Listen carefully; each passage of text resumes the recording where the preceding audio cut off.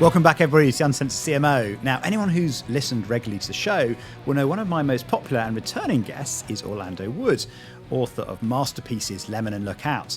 Now, you might not know that a lot of Orlando's work is actually based on a guy called Dr. Iain McGilchrist's work. He is a psychiatrist, he's a philosopher and an author, and his hugely popular and successful book, The Master and His Emissary, is one of the most fascinating and profound books about how the brain works. So I wanted to catch up with Iain to find out, how does the brain work, and what is the truth about how the hemispheres operate, and what does it mean for how we see the world? Because actually, once you understand this, it has really, really profound implications. And also in this episode, I've got a little cameo appearance from none other than Orlando himself to talk about what inspired him about Iain's work and how we can apply it to advertising. You're going to love this. It is one of the most thought-provoking and challenging conversations I've ever had.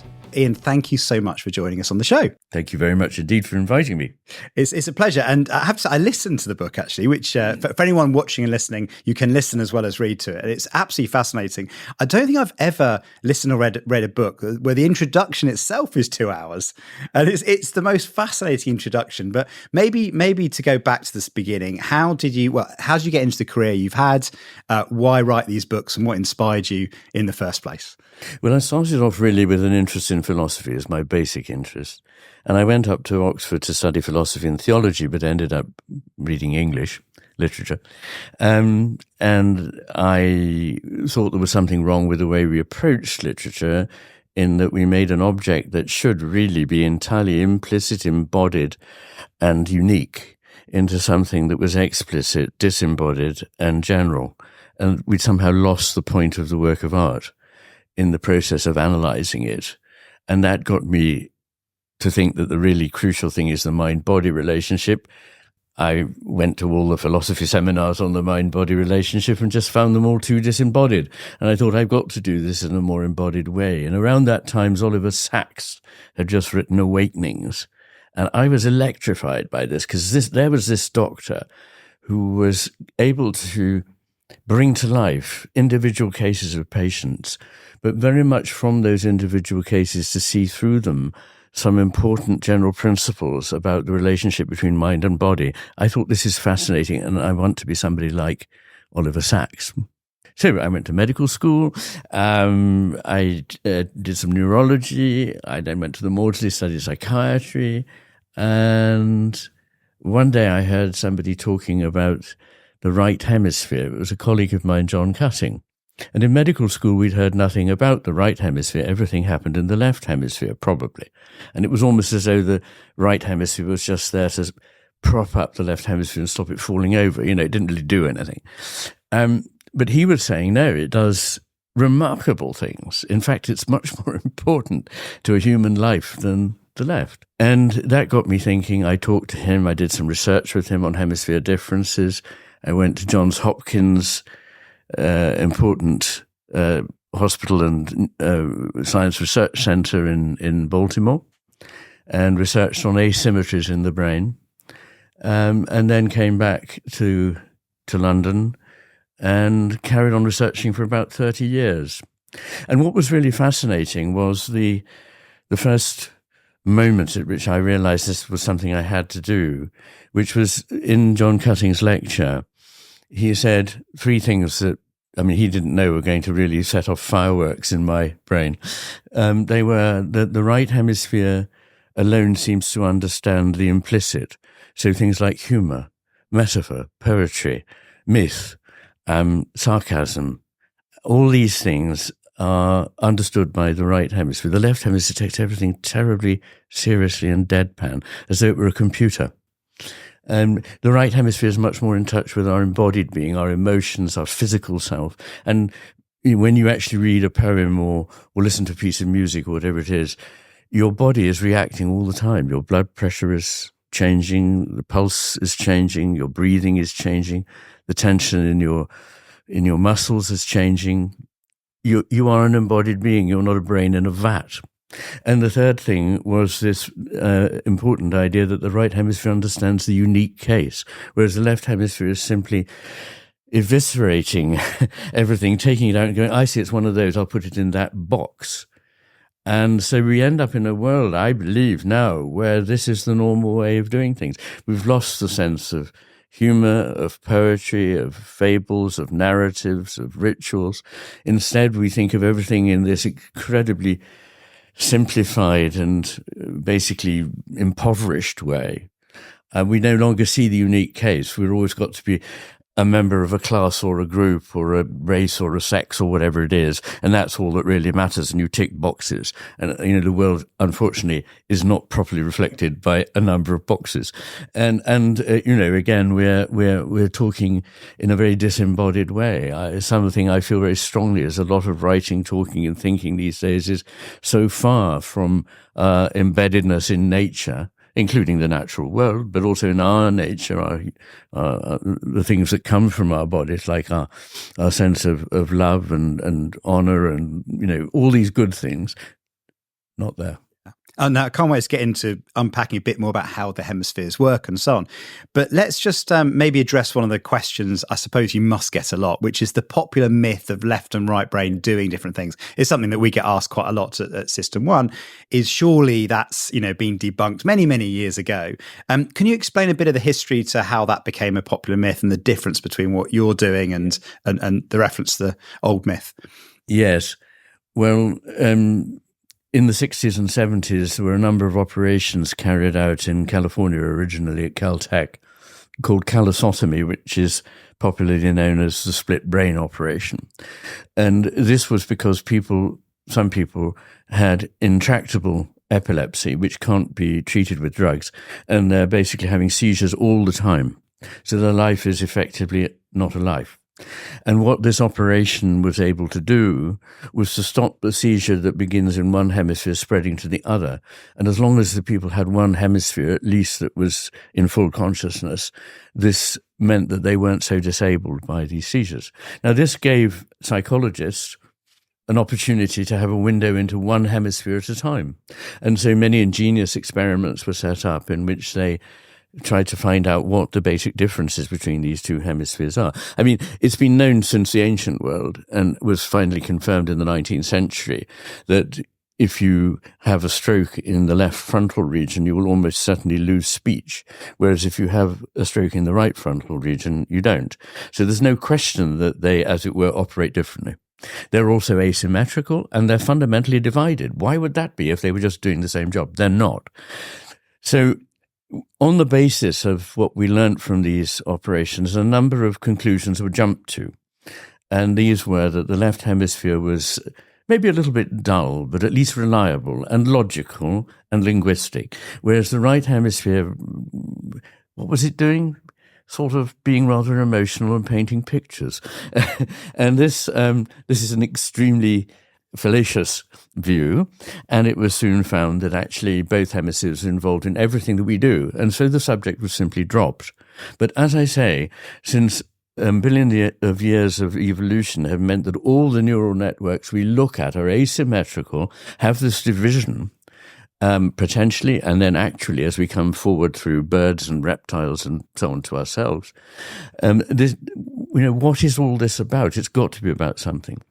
And after I had discovered this different take that John Cutting put me onto, I began to look more subtly at what happens. And in a nutshell, the left hemisphere helps us to grab things, to manipulate them, but not really to understand what it is we're grabbing or manipulating. The right hemisphere is not dedicated to that. It's enough to have one hemisphere dealing with that. The right hemisphere is basically the one with which we understand things. It has profundity. It has depth, in fact. Literally depth in space is impaired when the right hemisphere is not working. Literally depth in time is impaired when the right hemisphere is not working. And literally depth in emotion disappears. So you get people who are living almost like in a virtual slice of the world and have no understanding for what other human beings are thinking, what they're saying. And this is why actually it's much easier to rehabilitate somebody who's got a dysfunctional right arm, pretty important, and lost speech than it is to rehabilitate somebody with a right hemisphere stroke, because they basically can't understand the world anymore. So in the end, I found that the right hemisphere is actually more intelligent than the left. Not only more intelligent emotionally and socially, but more intelligent cognitively in terms of old-fashioned IQ. And there's evidence, scientific evidence, that this is clearly the case. And also it attends better, it perceives more, it makes more reliable judgments than the left hemisphere, not less reliable, more reliable. In fact, the left hemisphere on its own is frankly deluded. And what this is to do with is that for good evolutionary reasons, the two hemispheres pay attention to the world in two quite different ways. And I have to admit that when I first heard this, the full import of this did not dawn on me. I thought, well, attention, it's interesting, it's another cognitive function.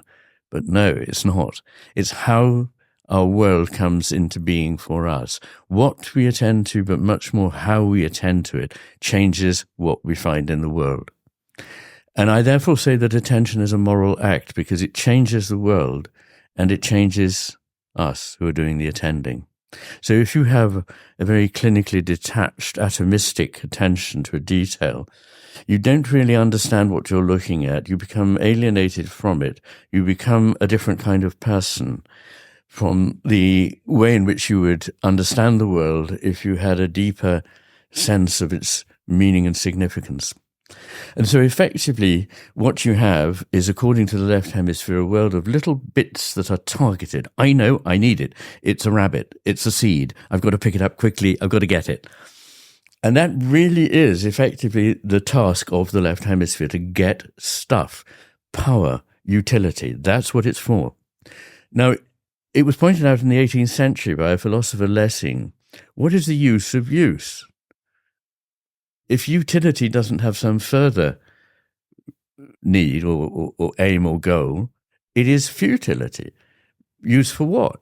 Well, use for more use. No, there's got to be use for something. You've got to have other values. And it's the right hemisphere that brings into being those values such as beauty, goodness, and truth, effectively. But, these are values that we've lost sight of in our world. I mean, during my lifetime, I've seen truth travestied. I've seen beauty neglected by artists and architects. And I've seen, and by all of us, actually, the phrase that artists like now is, a work is powerful. But power is the only thing on which we judge anything now. Power is what everybody must have.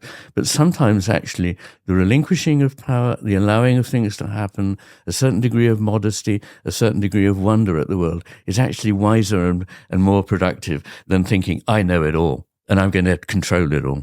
It's interesting you talked about, what you've seen in your lifetime. So can you describe changes in society through looking at how hemisphere might be more or less engaged? I mean, is it fair to say that? Can you sort of look at, patterns in culture or in art or in how industrial revolutions, and can you see the imprint of hemisphere change? I believe you can, in short, yes. When I was in Baltimore neuroimaging, I got a message from John Cutting saying, you must read this book. And this book was a very good book that I do recommend to your viewers and listeners, called Madness and Modernism by Louis Sass, who's a very widely educated psychologist. And what he was basically pointing to was that in modernism, i.e. since about 1900, our ways of thinking, our ways of doing art, our ways of relating to the world are much more similar to the ways that people with schizophrenia see the world than you would have ever expected before. And I found it utterly compelling. There are about 25 or 30 ways in which he points to what I'd really intuitively understood but never really thought about, that we're moving into a world, a more schizophrenic world. Now, schizophrenia doesn't mean split brain. That's not what it means. It does literally mean that in Greek, but people with schizophrenia don't have that. What they do have is an over-reliance on their left hemisphere and inability basically to understand what the normal right hemisphere would be telling you. So it's not that they lose their reason. As G.K. Chesterton pointed out, a man who is mad has lost everything but his reason. In other words, has to work everything out from first principles logically, as though they were an alien or a computer. And this actually leads to all kinds of delusional understandings, that this voice that's actually obviously in your head, there's nobody in the room, so it must be coming through the wall or it's being beamed into me by a radio station or whatever it is. So I then started thinking about other eras in which there might be a more balanced vision, one into which both the right and left, as they do when they're working well, contribute. But always with the left hemisphere, which knows less and understands less, being, if you like, the minister, the emissary of the right. And in the second half of the Master and His Emissary, I do actually dare to review Western history from the Greeks through to modernism and show that probably, in brief, 3 times in our history, with various interesting swings of the pendulum, but very, very roughly, over 3 periods, we've seen a civilization begin with both hemispheres working beautifully in harmony. And then over time, the left hemisphere always coming to predominate. And this causes the collapse of the empire. And I believe that we're in that phase now. So much as there was a great phase in 6th century BC in Athens and another around the year dot in Rome, followed by the collapse of those civilizations, I believe there was a great efflorescence of everything, of science, of culture, of drama, of poetry, of cosmology, of philosophy at the Renaissance, and music, of course. And that over time, that has closed down to a much more rigid, almost computer-like understanding of who we are, what we're doing here, and what a society is, what we should be doing. And so when you see or observe a society moving from right hemisphere to left hemisphere dominance, what typically plays out in terms of that society? And I guess linked to that question is, do you think that's what we're seeing today happening in society at the moment? Yes, I do. I mean, what happens is, first of all, you lose the big picture and you start concentrating and focusing on small parts of it, which is the way the left hemisphere understands. It moves from one flock to another of things that it already knows. It's not interested in anything new. It's one of those. I get it. I've got it. And it's grabbing it. So that's the first thing that happens. And gradually things like skill and wisdom, which are embodied and come from experience, get downclassed by comparison with a set of rules or principles. Everything has to be done by rules. Historically, this is because when a society overreaches itself, it needs a huge administration. And administration can't be dealing with the unique case. It simply, quote, rolls out a whole way of thinking, which is simple-minded and basically ignores all the life which comes from diversity and individuality, and our embeddedness in things that are not taken into account by an administration, like the beauty of wild nature or the beauty of art and so on. But also what happens is that you get black and white thinking. The left hemisphere it jumps to conclusions much more than the right. V.S. Ramachandran, a famous neuroscientist, says the right hemisphere is the devil's advocate. So the left hemisphere is busy jumping to conclusions, and it hasn't got time for nuance. So what do you mean? Well, it depends on the context, and sometimes it's a bit like this, but sometimes it's like that. It goes, come on, I want either this or that. Everything has to be compartmentalized. There isn't any room for the quality of an individual. In fact, quantity comes to triumph over quality.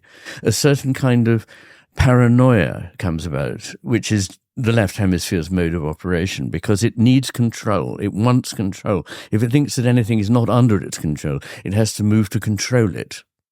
And this is manifest again in schizophrenia. One of the famous things about schizophrenics is they are paranoid. And paranoia is, I'm not in control of things. Somebody else is controlling me. And in fact, what they're pointing to is their unconscious mind, which is talking to them, but they're thinking, this is alien to me. I think we're now rather like that. I think we live in a world which is schematically simple, ridiculously impoverished from a philosophical and emotional point of view, as well as a moral point of view, has completely put out of the picture any spiritual value.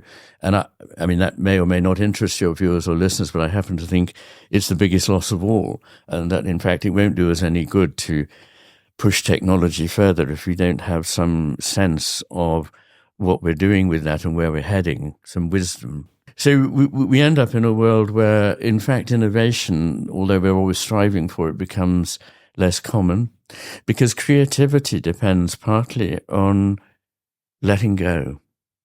One of the most important pieces of advice to anyone who wants to be creative is stop doing whatever it is you think is going to make you creative. That's very good. Let go. Yeah. Give some space for something to happen. Because if you're crowding it all out with your conscious mind, your thinking, your talking, still all that, get rid of it. Instead, practice an openness to what is.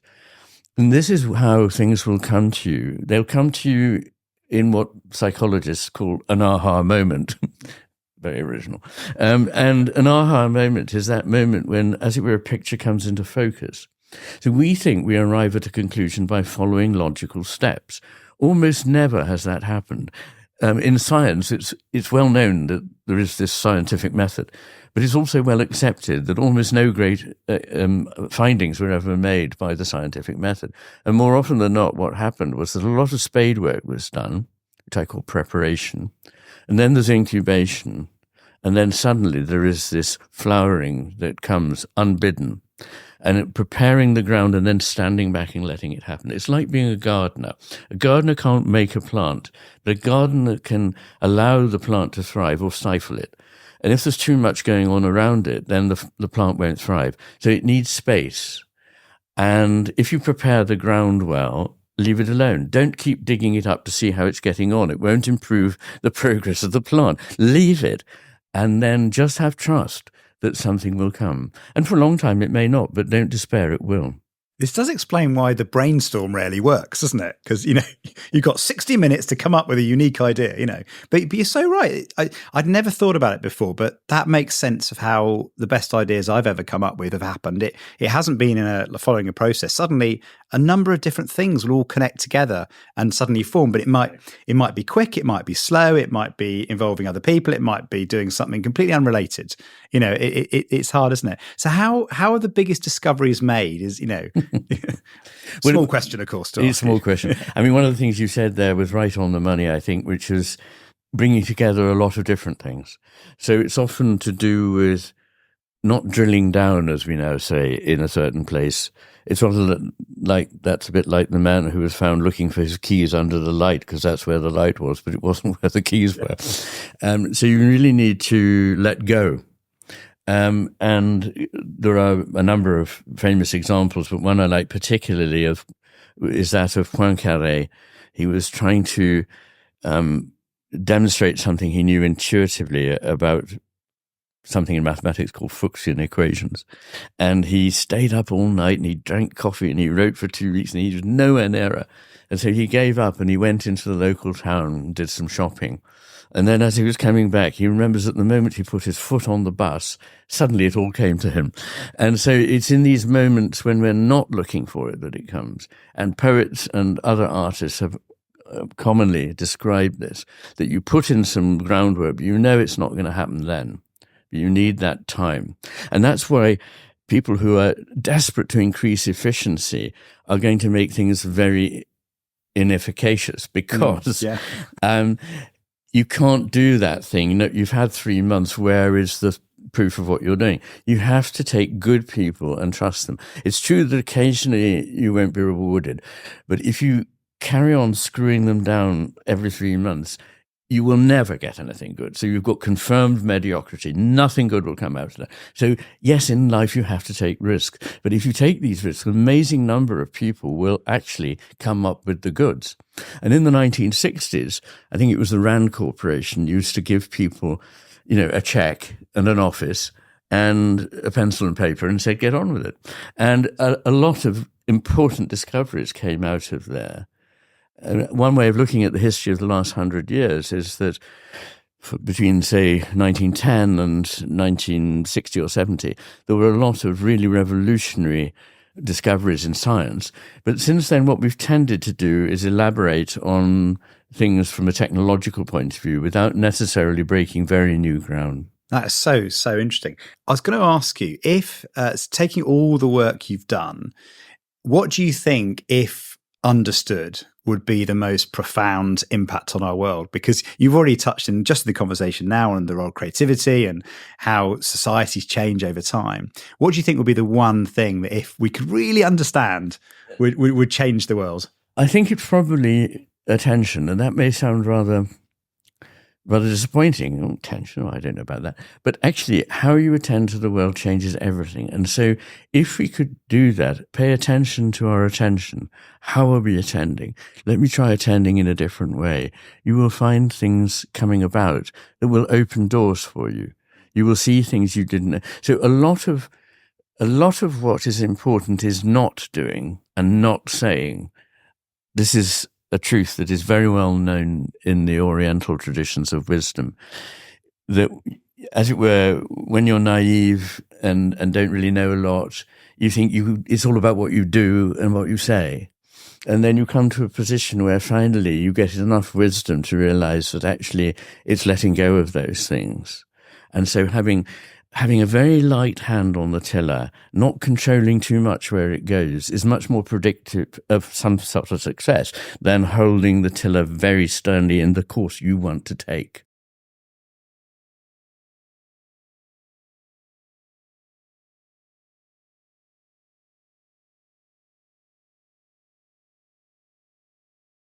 Absolute heroes, a 19th century psychologist and philosopher, said our ignorance is a sea, our knowledge is a drop. And I think we're still in that position. In fact, the more we see, the less we realize we really fully understand. Yeah. Now, you touched on it a bit earlier, but I'd love just to unpack a little bit what kind of left and right brain hemispheres do differently. Because I think you describe it, it's not that they do different things, that they're all interlinked, but they do things differently. How do they do things differently? I think if you want a very simple single point, it's that the left hemisphere produces a representation of reality, whereas the right hemisphere actually puts us in touch with the presence of reality. We're so used to representation that we can't see how very different it is. Almost everything we live in now is a representation, a projection on a screen in 2 dimensions, living in a city which represents certain things, but nature is absent from it. So it's like the difference between a diagram, a theory, a map, and the actual territory of the real world, or the terrain, as I prefer to say, in which we live. And the map is very much simpler than the terrain. And that's not a criticism, because we need simplicity for a map to work. If it had too much information in it, it wouldn't work. But it's vital not to mistake the map for the real world. And the differences in quality of these experiences are one in which the left hemisphere sees single atomistic bits of information that have to be put together by it to make any sense. These bits are disembodied, general in nature, taken out of context, explicit and inanimate, literally inanimate. In the right hemisphere, one sees things that are connected, they're always in relation. When we meet them, it is an encounter that changes us as well as it. All of this world flows, is never static, so you can grab it quickly. It sees it's all moving. It's also implicit, so that all the really important stuff comes to us through things that are very hard to put into words. And this world is animate. And you can literally do this with TMS, a process called transcranial magnetic stimulation, in which painlessly you can suppress or enhance the activity of one hemisphere at a time. If you suppress the right hemisphere, people see things that they'd normally see as animate, other people as like zombies or machines or robots. Really, when you suppress the left hemisphere and the right hemisphere is active, we'll see the sun as a living being. So animacy is a very important point. And as we move more and more to a zombie-like vision of what humans are, and thinking that somehow AI will be a richer version of what we are instead of a very, very simple and impoverished version of what we are, I think we're moving towards something foolish and dangerous. Now, you talked about attention being the most profound aspect. Is attention driven by what we choose to give attention to, or is attention created by the world? So are we becoming more attentive to our left hemisphere because the world around us is changing, or do we shape it? I mean, it's both. Which way around does it work? Or it's is both. It both? Yeah. I mean, since the Industrial Revolution, we have externalized into the world of experience much of the structures of the left hemisphere, mechanical things that are the same because they're produced on a production line and they work in ways we can interfere in and so on. So we've externalized the world, a cityscape like a grid, often with hard surfaces which we're repelled by. And this confirms to us that the world has this man-made structure, which is very simple and not resonant. Whereas until, I don't know, at most a couple of hundred years ago, almost everyone on the world lived in contact with nature in all its complexity, in its responsiveness to us and our responsiveness to it. So we are responsive to the world and the world is responsive to us. And the attention that we take firms up in a certain way. If you pay a certain kind of attention, this is important. What you see, say you imagine that things are mechanical, you will see all the things about them that confirm that they are machines, but all the rest will retreat. You won't see it. So now you think, well, that worked very well, so everything is a machine. And at that point, it's very difficult to break out of it unless you force yourself to think, but maybe it's not. Let's try a different metaphor. And if you do, you find that other things emerge, and then you get a completely different vision of the world. So you are changing it, and it is changing you, and we change one another. If I pay a certain clinically detached, cynical attention to you, you will feel yourself different. You will feel yourself diminished. But if I am a great friend of yours and I smile at you and I'm welcoming to you, you will feel yourself expand and feel different. Yeah, so it changes everything. With that in mind, and you painted sort of a bit of a bleak picture of AI, of course. Can we train ourselves or encourage? How do we stimulate ourselves to use more of the right brain, which is more intellectually powerful and so on? Well, I think the first thing is to stop striving too much for what we think we know. But there are certain practical things I think one can do. This all comes down to earth with a big bump. But I think things like mindfulness are in fact very important. Not if they're done in order to make you a better stockbroker, but if they're done with the genuine intention to actually increase your awareness of things for whatever purposes. I think that listening to music, reading poetry, going for walks in nature, spending more time with your friends in a non-instrumental way, but just because you're fond of them, these are the ways to re-engage with the world that is our gift and our destiny. Whereas if we create a world in which everything is of use to us, everything is just for the power we can get from it, we will end very frustrated, very emptied out shells of a being, rather than not having lived before we die. So I think it is really, really important. I think we need to alter education to bring the humanities back into it. I mean, the humanities, it's an important word. STEM subjects may be important, but they're not an education. They're a training in technique. So we need that, of course. I understand that for the economy. But until perhaps the 60s or 70s, nobody would have left school without having some acquaintance with history, philosophy, literature, and music, probably.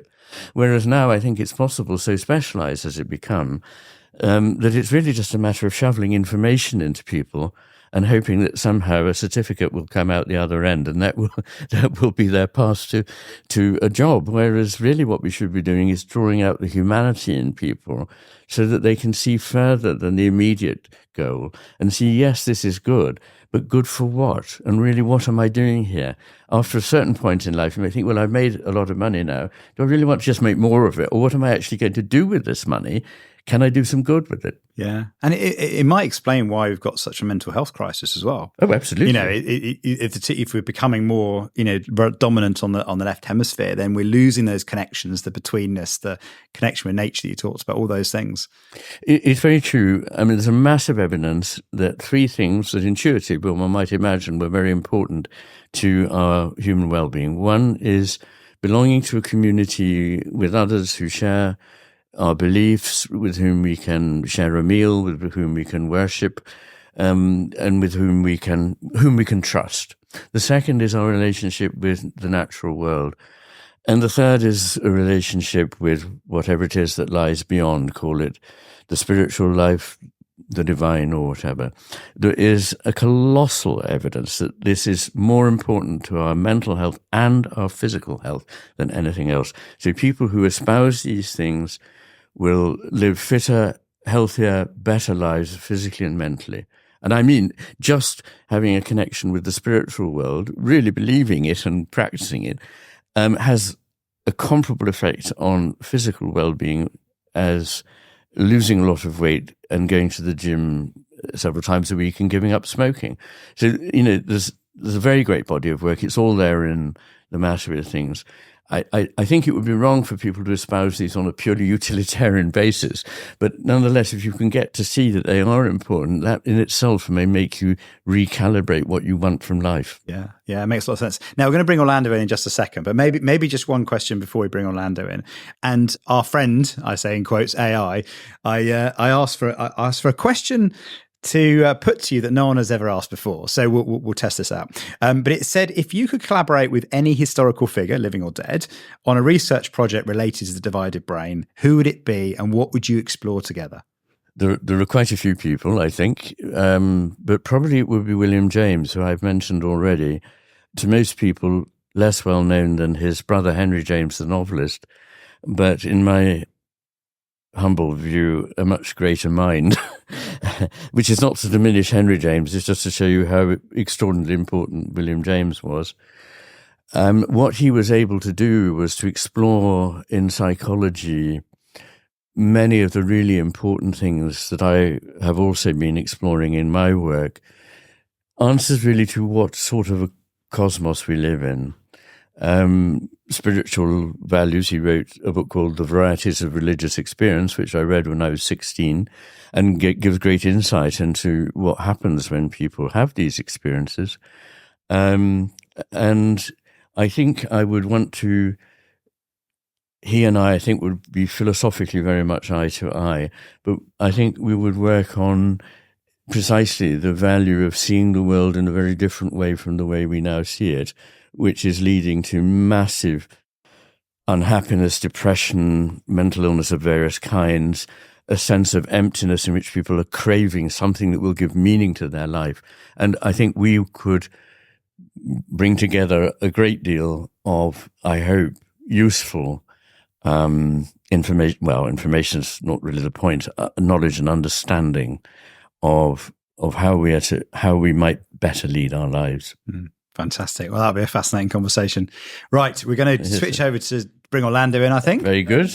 Okay, so we're joined now by Orlando. And, the first question really is, how did you two make the connection in the first place? Well, it was actually Rory Sutherland. Rory Sutherland invited you down to give a talk at Ogilvy, I think. Yes, and one of my colleagues, so John Kieran, had been. I didn't go, but he came back full of everything you've been saying. He said, you really must look into this chap. So I did. I read your book. I thought it was incredible. And then I got in touch with Rory and said, would you mind putting me in touch with Iain? And a lot of things were going on in my life at the time. I just lost my father. I read your book. I've been doing some work with the IPA on advertising and changing styles, the disappearance of characters in advertising. And I couldn't really explain, why are these characters disappearing? What I call a fluent device, repeatedly use characters. And then it all sort of came together. And I read your description of the left hemisphere. And then I was watching an ad break on television. I thought, my goodness, everything is atomized into smaller parts, short, sharp cuts, words on the screen, and also this sort of stasis and this sort of stare that you see a lot of nowadays. Nothing behind the eyes, nothing in the face, no, that sort of devitalized. And it felt very mechanical. And then I looked at how it related to emotional response in the viewer. And of course, unsurprisingly, that kind of advertising doesn't connect very well with the audience, compared with the sort of advertising you might characterize as being more right-brained in the way that it is conceived and it feels, so emotion expressed through the body and face and voice, characters, and music, perhaps, humor, all of those things, which City just humour. I mean, yes, I mean, which has been disappearing in advertising, but Disappearing from our world. From the world. It's indeed. too dangerous now, Yes, apparently. that's right. Well, it's interesting, you talk about the right hemisphere being the hemisphere that helps you to see the difference between a joke and a lie. Absolutely. And actually metaphor as well, that it understands Very importantly. metaphor and narrative, the movement through time. So anyway, those are the sorts of things that have been disappearing. I then went on to show in Lemon from advertising, indeed from the world. So, well, I mean, I remember when you and I first met. I think it was about the same time that you discovered Ian's book, and how excited you were. It's almost like, I found the answer. This is it. This is it. But then there's I always call it the chart that you came up with. But you actually looked at the left and right brain features, as it were. You might see in advertising, and that you actually measured their emotional response, didn't you? Looking at years and years of advertising, and also they're linked to it. You talked about attention being important, and how that the right hemisphere features are those things that naturally grab our attention as well. So well, that's right. I mean, I looked at a lot of advertising and found that there were features that involve people and the living and animals, interestingly enough, and movement and something unusual emerging from the scene. These are the sorts of things that people naturally are engaged by, and will continue watching. There's something going on here, as you put it. Slightly off stage. Slightly. Slightly, which is very. It's very interesting. And the other sorts of mechanistic advertising. People look away from. It's not nice to be stared at. Well, Ian, you were talking, weren't you, about different periods in history that have changed. Do you see that reflected in kind of culture as well? So, in art and how art is expressed as well? Because I think you kind of draw that connection in the book, don't you? Yes. Yeah. Yes, I do, towards the end of The Master and His Emissary, yeah. And I think attention is our life, actually, and to have it constantly fragmented and grabbed is a displeasing feeling, whereas you willingly give your attention to something that approaches you in a more humorous, more rounded way, and it's not got designs on you, but it actually, or it does actually, but it doesn't. But it's implicit. Yes, exactly. That's much more powerful. Exactly. And funny enough, if you look back at advertising over the last 100, 150 years, I've been doing recently, you do see these two schools of advertising. One that's very direct, that focuses on the product and the claim, that can only really work through repetition, and that's very narrowly targeted at people who are already in some way half predisposed to this thing. But then there's this other kind of advertising which is broader in its appeal, and its popular appeal, that understands human motivation, that's human-centric, that works through narrative, metaphor, creating atmosphere, that also might have characters or people in it, and that puts that keeps the brand before the public. It lodges the brand in memory. It charms through an emotional appeal, and it doesn't insult the intelligence of the viewer either, because it makes them fill in the gaps, to join the dots between things. And those two schools, to me, look and feel quite similar to the two hemispheres that you describe. I think you're right. I mean, I've read, as you know, your work in which you do very generously explain that what you're working with is my hemisphere theory, and I find it absolutely resonates. And if I'm right, then it should apply to everything, because we bring these two hemispheres to everything we do. So I'm delighted that not only are there philosophers and psychiatrists and doctors and judges, but there are also advertising people and people in all walks of life who see a relevance in what I'm saying. Thank you, Ian. I mean, it really is. It's revelatory, so it's wonderful. I want to just put in a strong word for humour. I think the ones that I really remember in my life are, what are you thinking about? Right, yes. And I don't know what it was. It for frozen fish fingers or something. There's this aunt or grandmother who's got her granddaughter staying with her, and And the daughter says, "Does it have so-and-so in it?" Yes. "My body is a temple." And she says, yes. "Nonsense, dear, you look lovely." And these things sort of remain with you. And almost, they do. You almost want to get the product. Yes, they do. They Well, do. if you occasionally have those programs on Channel 4, Channel 5, which is the greatest ads of all time. Oh, right. And the ones that people nominate today will be 30, 40 years old. There'll be the Tango ad, the R. White secret lemonade drinker, or the Hamlet cigar. Do you remember the Hamlet cigar? Oh, of course. Who could forget? Exactly. So humour lodges in our memory, and it makes us feel. G.K. Chesterton, another G.K. Chesterton quote, he said that, humour finds its way under the door while seriousness is still fumbling at the handle. And that's very good. And it's absolutely right. That's a brilliant quote, isn't it? Yes. He was full of them. He's brilliant. So Orlando, maybe the same questions you asked Iain, but what would be the most profound element of Iain's work that you think that I don't think I don't think I can reduce I'll just drop in the big question, one of course. Thing. Yes. I mean, all of it. I've just found. Life change, literally life changing, and I think it's the.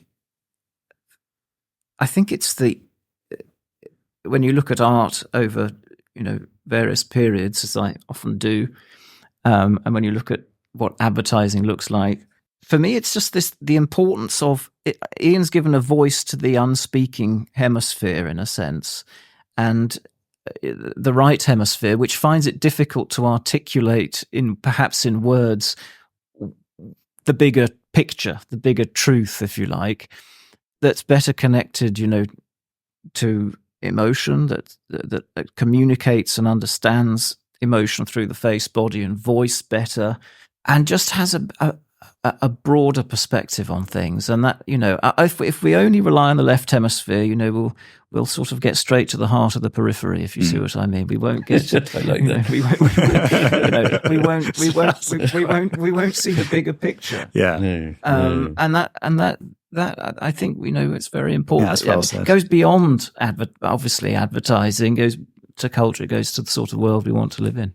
Yeah, it does. No, I like your broad beam versus narrow beam kind of phrasing, which is a very easy way to get your head around, isn't it? And what we've been able to prove as well, coming back to, obviously there's lots of philosophical impacts of this, but we've also seen that it actually is more effective, and people are more likely to respond to what you want to say if you engage them in a kind of right brain kind of way, which is has benefits. Their intelligence. Yes, indeed. Yeah, it's not talking down. Everything now is talking down. Everything official treats us as 8-year-olds, but they won't get it if it's more subtle. Well, actually, they will, and they're longing. And they'll get it better if it's more subtle. Probably. I don't know if there's time for me to make this point, but I think it's an important one. People may say, "Yeah, but we never just use our left brain or right brain." It's true. Literally speaking, we're using both of them all the time.